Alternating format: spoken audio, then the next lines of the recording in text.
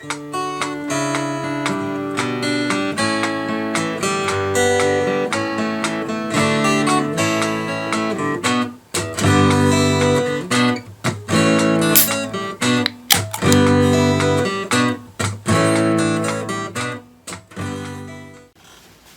you play the song 20 times, because I haven't played it in 20 years, and play it fine for the last 5-6 times.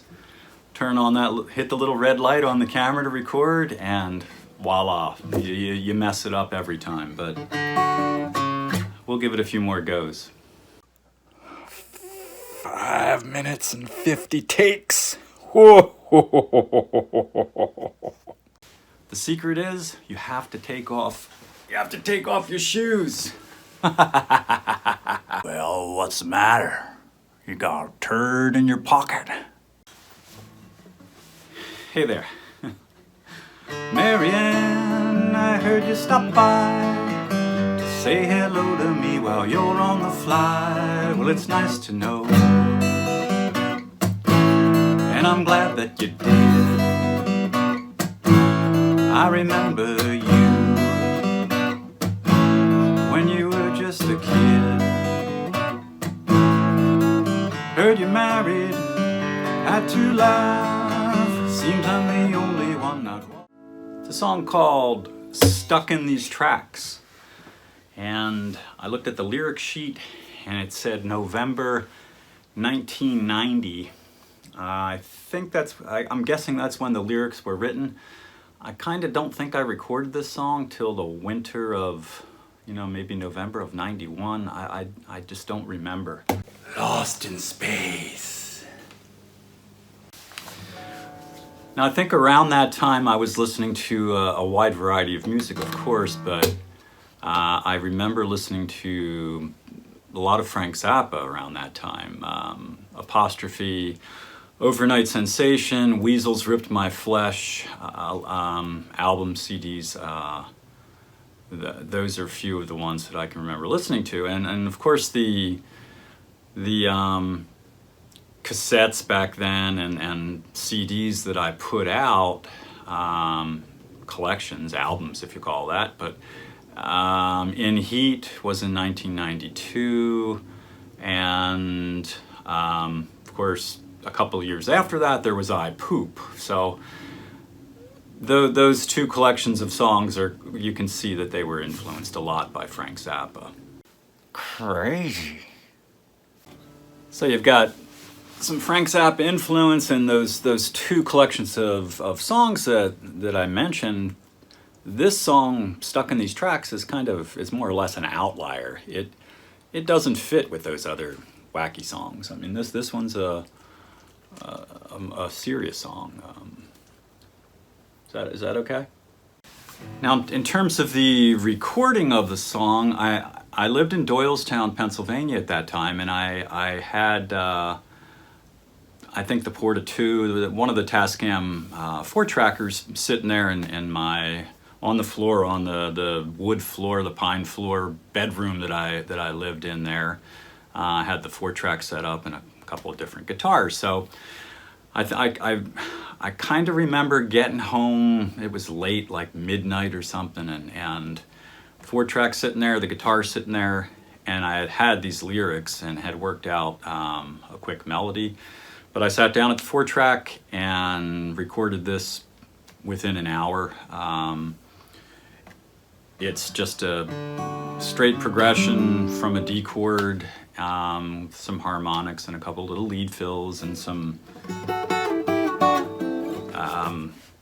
double stop type lead stuff. It's a sloppy recording, but for some reason I really like the song because it captures where my brain was at that particular time in my life.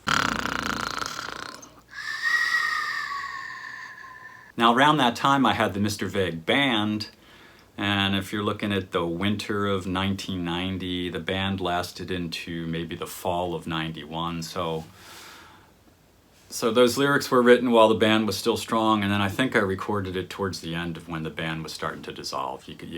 I knew that the Mr. Vague Band wasn't going to last forever, and I was at that point in my life where, you know, the band's fading out. I'm starting to get a little older, and you start thinking about getting married and things like that. And this song is about those things. It's about a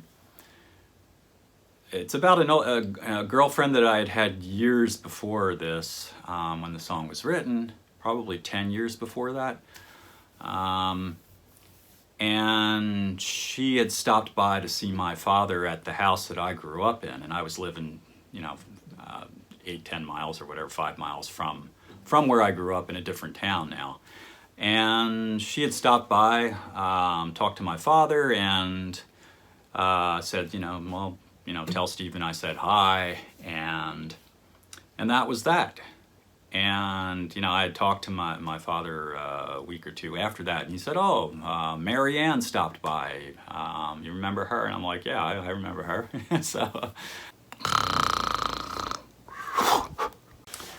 So I sat down, thought about that. I said to myself, well, gosh, that was really nice of her to stop by. And she, of course, was into, you know, I think she was married then. She was off doing her thing. I think she was a nurse, living in some other town. And so I sat down and thought about that, and like, okay, and I wrote those lyrics, and that was in November of 1990, and then later put some music to it. And in terms of the lyrics themselves, we'll let the Dr. Schenk, who teaches over at the university, teaches in English 101, creative writing, composition, things like that. That's me. We'll let him go over the idiosyncrasies of the lyrics themselves. He can shed some light on that. Shed some light, turn over some stones, shine. Fuba! Hello, ladies and gentlemen, once again, Dr. Schenk here to give you a lyrical analysis of this song, Stuck in These Tracks. I've got an official lyric sheet, dated November of 1990. But like Mr. Veg was saying, he might have recorded it a little after that. So, yeah. All right. And again, Mr. Veg, there's these subtleties in his lyrics that I'm beginning to pick up on. I see, at face value, it just seems like regular lyrics, but he's got a little, what's the word? He's got a little imagination in those brain cells. I don't even know if he realizes he's doing some of those things himself. So, anyway, this is would you call this song maybe melancholy, forlorn? You know, these are words that often come up. Let me fix my hat. Hey, I got an email the other day. Well, Mr. Veg's got an email, and it said, Dr. Schenk is fabulous. She often reminds me of Harrison Ford. Now, whoever wrote that? Well, maybe a younger Harrison Ford. Because Harrison Ford these days? Never mind. Anyway, I got an itchy nose here. Let's start off with these lyrics. Stuck in these tracks. Now, you look at the title. Stuck in these tracks, okay? Well, you think of walking. Okay? So you're stuck. And I guess around that time, Mr. Veg might have alluded that the band was fizzling out or starting to. He could see the end. This previous girlfriend, Mary Ann, that he's talking about is already married and maybe starting a family. So he's at that point in his life where, you know, he's got a plan, I think. And he's looking down the road and looking back at the same time.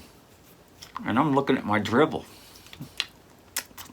Anyway, so, and by the way, this is 1990. He wrote this song and maybe recorded it in 1991. Within a year and a half or so of this song, he was actually married. So you can see the progression of things here. I think he knew what he was after when he wrote this. But again, getting back to Stuck in These Tracks, okay? Stuck in these tracks, you think of being stuck in quicksand or mud. Well, that's one way of looking at it. Stuck in time, you know, going somewhere. You need to get going somewhere, that kind of thing. Tracks. Remember Bob Dylan's Blood on the Tracks? It's got a double meaning again, okay? This nose. It's like that Shih Tzu dog, Bella. Anyway, get the Harrison Ford look again going here. Okay, so where was I? Stuck in these tracks. Okay, stuck in these tracks. Over the recording, multi-track recording. He's stuck in this 4-track track. Okay? Track. I like that. So stuck in these tracks with your feet in life and musically, you're stuck in these tracks. It's almost like a calling or a yearning to get unstuck. Okay? Alrighty. Here we go. Marianne, I heard you stopped by to say hello to me while you're on the fly. So this girl, Marianne, lady, she stopped by to say hello while she's on the fly, while she's buzzing all over the place, doing her thing, living her life. She took a moment to stop by to see Mr. Veg. Well, it's nice to know, and I'm glad that you did. I remember you when you were just a kid. Who was it? Jorma Kaukonen, is that how you say it? From Hot Tuna? And before that, from Jefferson Airplane. I remember one of his quotes. It was something like, "It's a blessing to know a friend when they were young, because you get to see." I forget the quote, but it's a very sweet quote, and that's kind of what this reminds me of. I remember you when you were just a kid. So they knew each other when they were just kids. Second verse. Heard you married. Had to laugh. Oh, and by the way, I said second verse. You know, the way this is set up, it's really like a verse and then that other chorus section, if you call usually songs just have a verse, a chorus, a bridge. The way he does this, I don't know what the verse is and what the chorus is. Anyway, getting back to this. Heard you married, second chunk, okay? Heard you married, had to laugh. Seems I'm the only one not walking that path, okay? So that's what I was just talking about. He's thinking about marriage. He knows time is marching on at this point in his life, okay? Okay, well, it's nice to know, and I'm glad that you are. So he's glad that she's married, and it's good to know. It's kind of repeating that line. It's a repetitive line in all three of these verses, or chunks. Do I have to see the dentist again? And the last line of the second chunk is, I remember me and you kissing in my car. So that reads, well, it's nice to know, and I'm glad that you are. I remember me and you kissing in my car. So, he's thinking back. So the first verse is, I remember you when you were a kid, and you know, glad that you stopped by. Second verse is, you're married now, but I remember a long time ago we were kissing in my car. So there's that contrast there. And you can see what's going on in Mr. Veg's head. The looking back, the looking forward, where you're at in time, stuck in these tracks. Ooh. Keep on walking. This is the third chunk. Keep on walking, don't look back. Sometimes I find myself stuck in these tracks. So you got to keep moving forward. Don't look back. What's he been doing the first two verses? He's been looking back. Okay. Yeah, I remember you when you were a kid. Yeah, I remember kissing in your car, in my car. Okay. Now he's telling himself, you got to keep moving forward. Don't look back. Sometimes I find myself stuck in these tracks. So sometimes in life we find ourselves stuck, looking back, not moving forward too much. You know what I mean? Okay. But it's nice to know, these are the last two lines of the last chunk. But it's nice to know, and I'm glad that we did. What? I'm glad we did? So is he talking about, I'm glad we did? Is he talking, I'm glad we did kiss in my car? Or whatever else we did implies there? I don't know. It's nice to know, and I'm glad we did. Yeah, I guess he's looking at, I'm glad we did whatever we did back then when we were kids. And the last line is, I'll remember you. So it's kind of going to that past tense form there. The first verse was, I remember you. Oh, I remember you.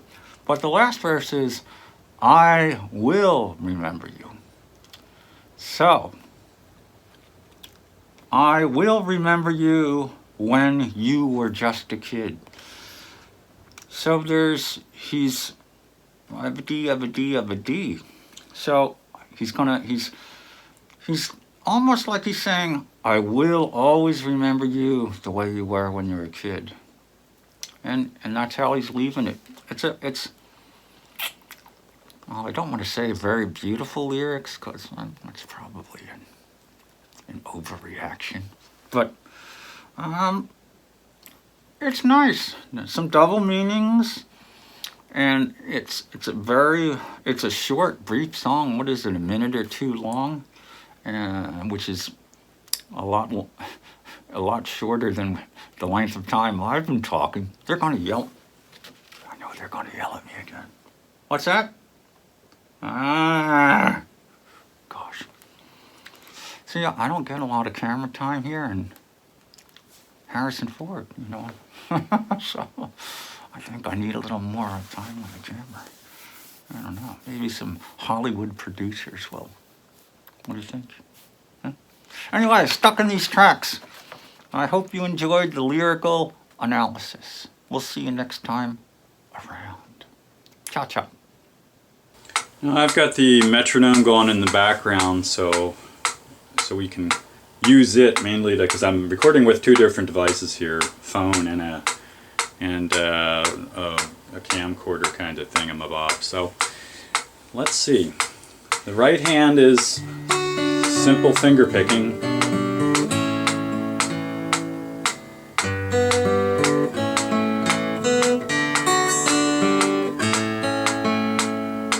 Okay, so we're going, it's a downward, down the progression down from a D chord. D, C sharp minor, B, A, G, A D with a suspension thrown on, to an A. Okay, and you'll notice sometimes I use this form for the A, sometimes I use this. This form, and I think we've talked about this before in other videos, is easy for me to... You be good to me.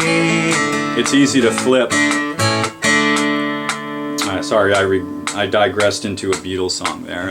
You, 2, 3, 4. You be good to me. You made me laugh when I was blue. I'm eternally, I'll always be in love with you, and all I gotta do is thank you, girl. Okay, anyway, so we're down that line, 2, 3, and the left hand is a little more tricky, because we've got a D, So we're hitting that D note and then just going down the arpeggio of the chord from the top. And I'm just using my index finger there, but normally I'll use 2, 3, the 1, the 2, the 3 finger. Let's see if we can get this on here right. There we go. So.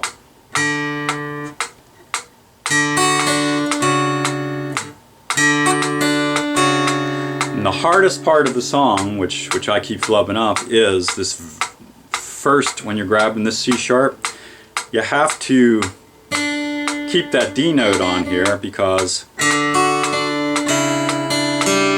so everything else is taken off as far as the D chord goes on the left hand, but you keep your third finger on the D note and the pinky on the C sharp. So you're kind of playing the C sharp with the added D. Not kinda, you are, okay? So keep that D note on with the third finger, and we go down to the B, and then I grab the A, just a straight bar. Okay, so we've got 2, 3, 2, 3, 4. To a G.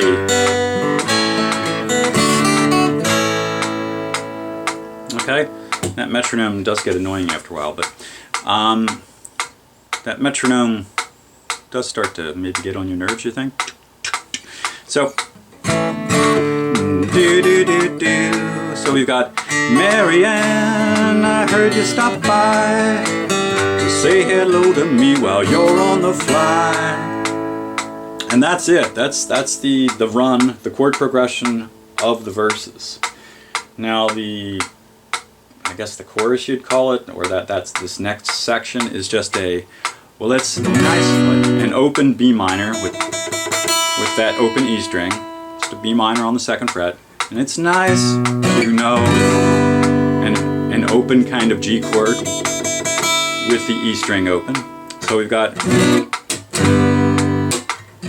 back to the B minor to an A, and throw the little suspension on the A. So that sounds put together like this. Well, it's nice to know,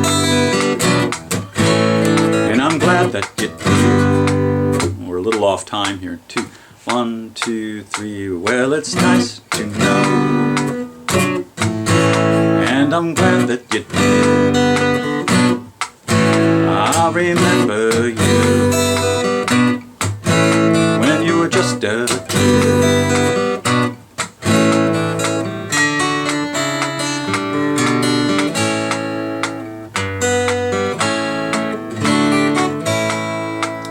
That is the crux of the verse and that little second section, which we'll call the chorus. There's some extra harmonics put in. There's a little lead line that goes, well, it's nice to know.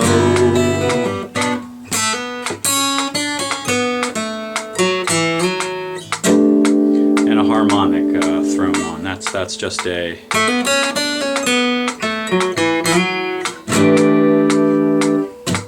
And that is the song. Quite simple, like most of these Mr. Veg songs are, but it's a cute little snapshot of a tune. And of course I'm off time. Wow, out of time all the time. Out of time all the time, all the time, off time.